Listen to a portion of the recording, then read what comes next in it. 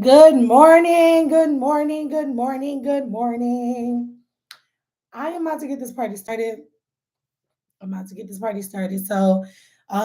what I want to talk about, I got to get straight to the point. I want to make sure I save these, but I want to get straight to the point and I want to talk about the power of letting go. I hope that you all had a beautiful weekend. I hope that you are prepared mentally, physically, spiritually, and emotionally to have a very blessed, abundant, dynamic week in every single way.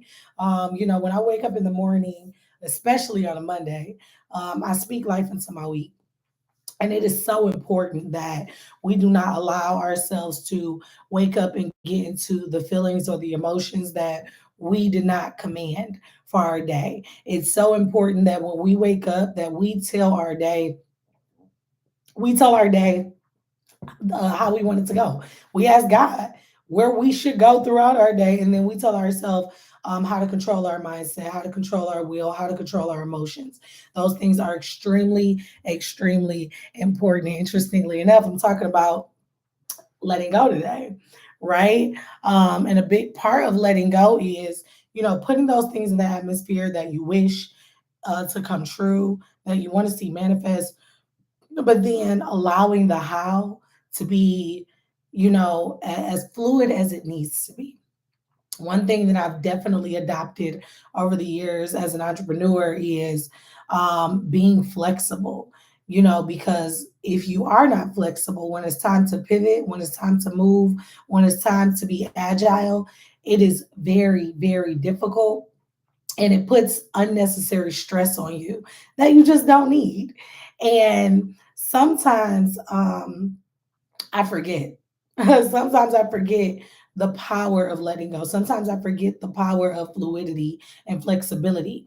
And because of that, I wanted to talk about the power of letting go today, because I feel like, number one, I'm not alone on this journey when it when it comes to letting go. And number two, I just know that it's so important for us to recognize the areas in which we are trying to be so controlling of, so that we can let God do his thing. When we're holding on so tightly to things, not only are we causing unnecessary stress and anxiety to ourselves, but we're also getting in the way of God's perfect will and his perfect plan for our lives. And it's so important that we get out of his way so that he can do his thing in the way that he needs to. The power of letting go. I'm often a control freak, as I share with you all. I recognize that maybe last year I was able to articulate that, because whenever things didn't go as planned, I was so hard on myself. And people would often call me a perfectionist. I never think I'm a perfectionist, but apparently I am. Apparently I was. Apparently there are still some remnants of perfectionism in my life. And the moment that I was just like, God, I am so flawed. I am so imperfect. I fall short so much. These are not things that you don't know, but I must realize it for myself so that I could take a step back and get into my rightful position of controlling the things that you've given me dominion over, which are the way that I think, the feelings that I lean into, and the things that I do when I have those emotions. That is my position of power, is to do the things that I'm in control of and allow God to do everything else. And because I have a standard and a vision for how I want things to turn out, I often sometimes try to really be meticulous about the how. And because of that, it kind of stifles me from being creative.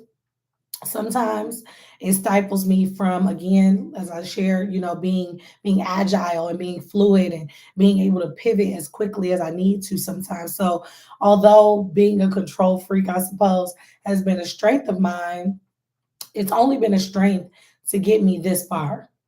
It's been good enough to get me to this point. But what I recognize as I'm growing, and I'm elevating and I'm evolving, is that being a control freak, wanting everything to go the way that I envision, which is a very limited perspective and view of my life, is actually holding me back from the next level. And it was so important, over the past month.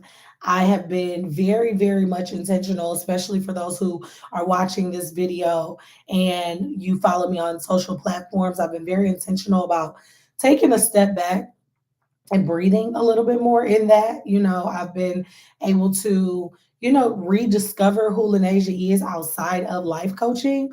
Life coaching has essentially kind of become my identity a little bit over the past few years because once you become really serious about your purposeful path and your purposeful path becomes a business, you don't really have time to play games. It's just that simple.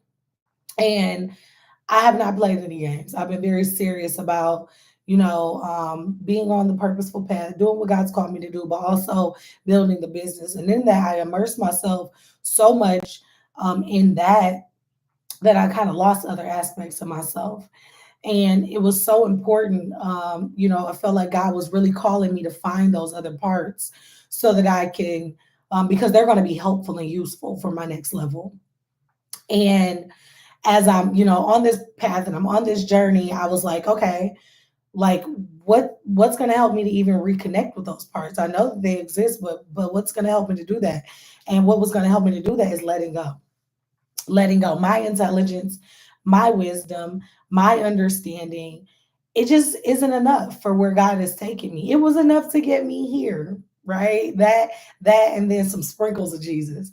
But now God is like, okay, that was cute, but I need to fully take control of your life in every way. So I need you to just be. And I know that sounds like I would love for that be to be attached to more right now, but it's not. He wants me to just be.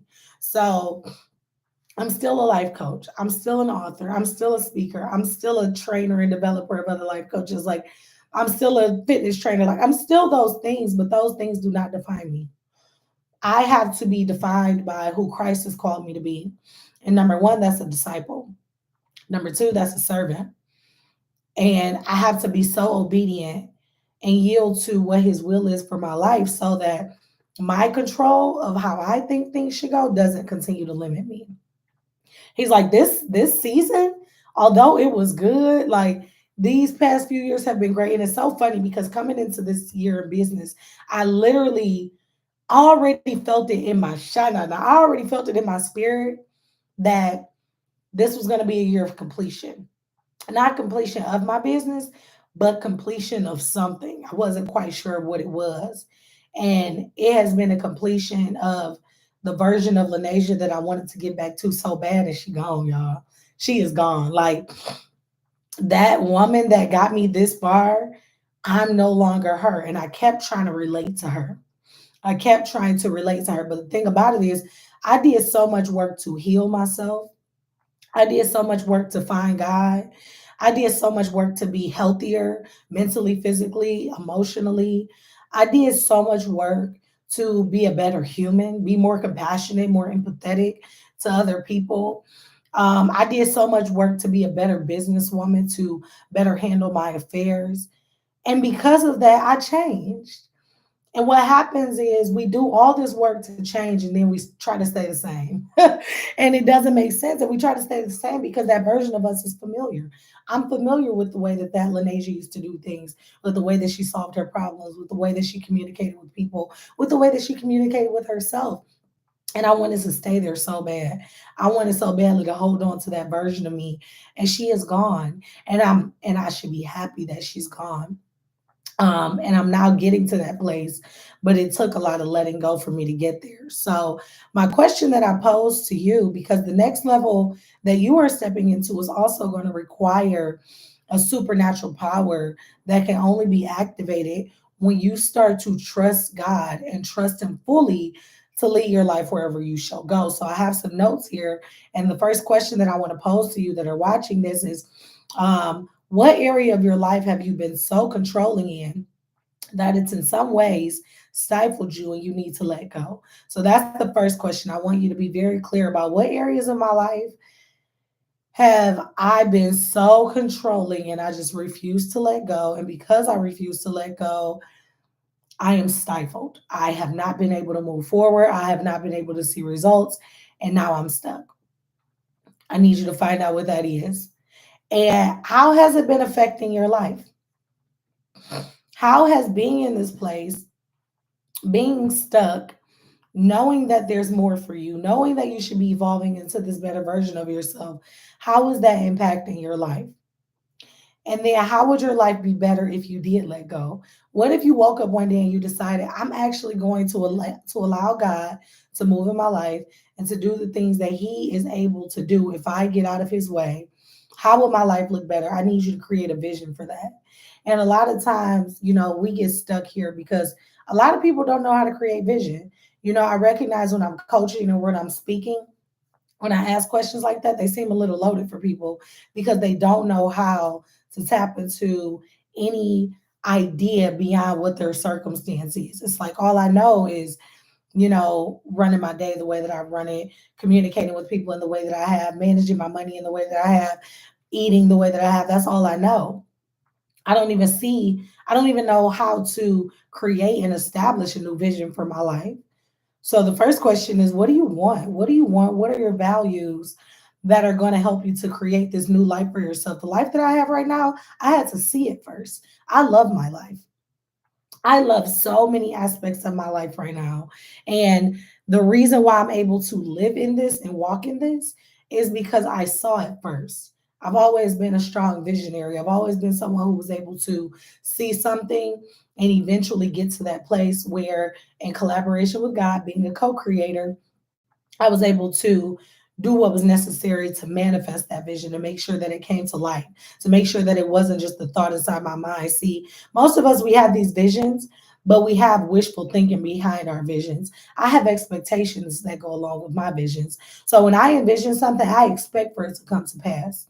It's not like, oh my gosh, I wish I could have that. It's like, no, if I saw it, then it must be mine. And this is just a glimpse of the possibility that already exists for me.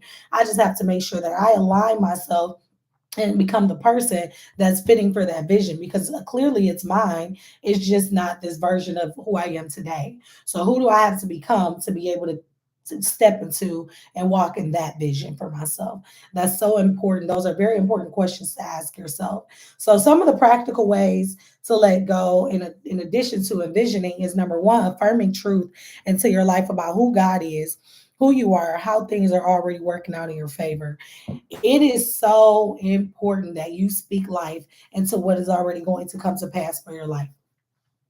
Being an entrepreneur, not only being an entrepreneur, but being a trailblazer in many ways for my family, it was so important that I started to say I'm a successful entrepreneur before I was able to experience any tangible evidence of that. I had to speak that over my life. I had to speak over my life that I'm healthy, that I'm healed, that I'm no longer bound by the things that stopped me in my past. I had to speak over my life that I'm limitless and boundless because I serve a limitless and boundless God. I have to speak over my life that doors are being opened for me, that ways are being made for me, that nothing can stop me, that all the possibility that I see in my mind is available to me. It's important to affirm those things into your life. So when you meet them, it's confirmation. Like I already knew that this was going to happen anyway. I just had to arrive to this place. I already knew that this was going to happen for me. But if the thing about affirmation, a lot of time we have this idea that affirmation only works in the positive sense. But no, affirmation works in the negative sense. Affirmation is uh, also affirming the things into your life that you don't want to happen. How many times have you and this also speaks to the power of the tongue because there have been so many times that you have spoken the most negative outcome into your life and it's happened. I'm going to get fired. My business isn't going to succeed. No one's going to like me. People are going to judge me. No one's going to support me, whatever the case may be. And it's happened. Your life is a reflection of what you've affirmed.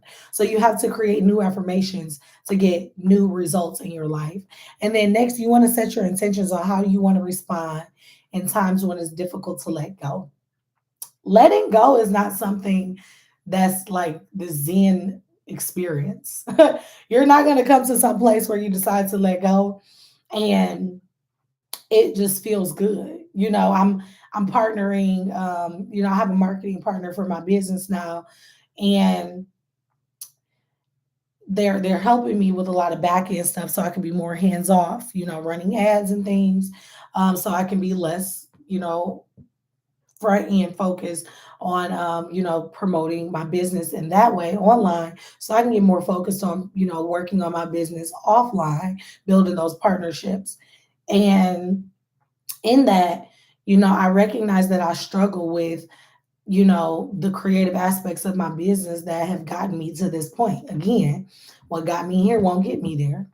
So sometimes there's a little bit of a tug of war in our conversations because I am so attached to how I did things that it's hard for me to let go and be open to new creative elements being implemented into my business, so that I can go to the next level, so I can do new things. Um, so what I have to do is I have to set my intention to respond with an open mind, and respond with a spirit of faithfulness and trust in this partner and their abilities, so that I can get to this next level, so that I can see more produced, not just from my brain, but from the other brains that have been called into my systems to support me and get me to that next level. So set your intentions on how you want to respond. When it's hard to let go, what do I do first? And that brings me to my next of the five, which is pray without ceasing. You want to pray first. You want to always pray. You want to go to God about everything. You want to let go of everything that you were so that you can become everything that He's called you to be. And in that, you're going to continuously have to come to Him and say, I don't want to be this person right now, or I want to be this person right now. I want to talk like this. I want to walk like this. I want to see these things that are in my mind come to pass. I know you've given me this vision for a reason. God, help me to trust you in this moment. I'm doubting you. I'm doubting myself. I'm not feeling strong. I'm not feeling courageous. I'm not feeling like, this is going to work out. I'm very reluctant to do something different. I'm apprehensive about the changes that are happening, but I must trust you. You got to pray without ceasing. Keep going to God in prayer. There's nothing too small, there's nothing too big for God. He cares about everything. He wants you to concern him with every single detail of your life. Like now, I'm praying. I used to feel like my mama over spiritualized everything because she prayed about everything. But now I'm that person. I'm my mama. Like I'm now the person who's talking to God about everything.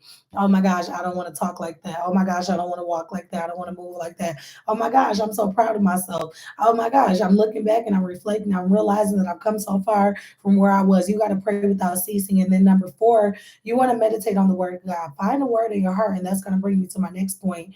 I got some scriptures to share with you all, but find a word that you can hold in your heart to remind you of who God is.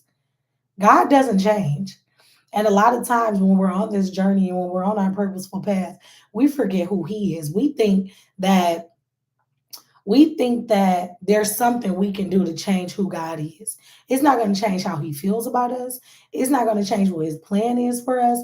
It's not going to change our assignment. It's the only thing that's changing is how we move and how we respond. God is always going to be the same. So you need to find one of His words and meditate on it in your heart. And I have a couple here for you. But lastly, breathe through it all. The hardest thing to do when you are letting go is to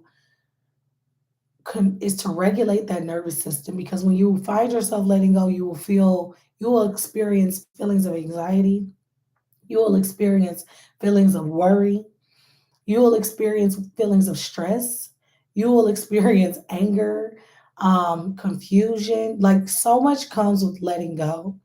And in that, you have to be mindful that I'm about to experience some emotions that are going to be uncomfortable for me. And I need to make sure that when they come, I am breathing through them, that I am not allowing them to control me, that I am regulating my nervous system so that I am navigating through this thing with ease, because it's only as hard as I allow it to be. So you need to be very mindful to breathe through this thing. And then the scriptures that we always want to anchor ourselves in scripture so that I'm not just talking out the side of my neck. Everything I say, there's a word for that. And the scriptures, the two that I chose, but there's so many that you could choose from, is Jeremiah 29:11. For I know the plans I have for you, declares the Lord, plans to prosper you and not to harm you, plans to give you hope in the future. And Proverbs 35 is trust in the Lord with all your heart and lean not on your own understanding. It goes on in 6, in all thy ways, acknowledge him and he will make your path straight. So, my encouragement for you all as you go into this week, whether you're watching this live now or watching it later, is I need you to let go and let God. I need you to trust that God is who he says he is. I need you to trust that he's giving you all that you need. I know sometimes we feel like we don't have all the right resources, all the right people, all the right ideas, but you do for this moment. Everything you need for this moment, you already have. You just have to use it.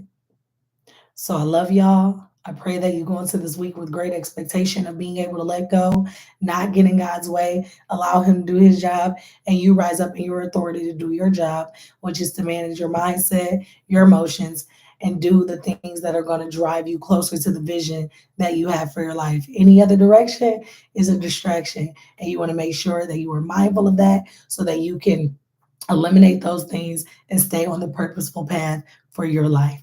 I love y'all. I love y'all. I love y'all. Peace.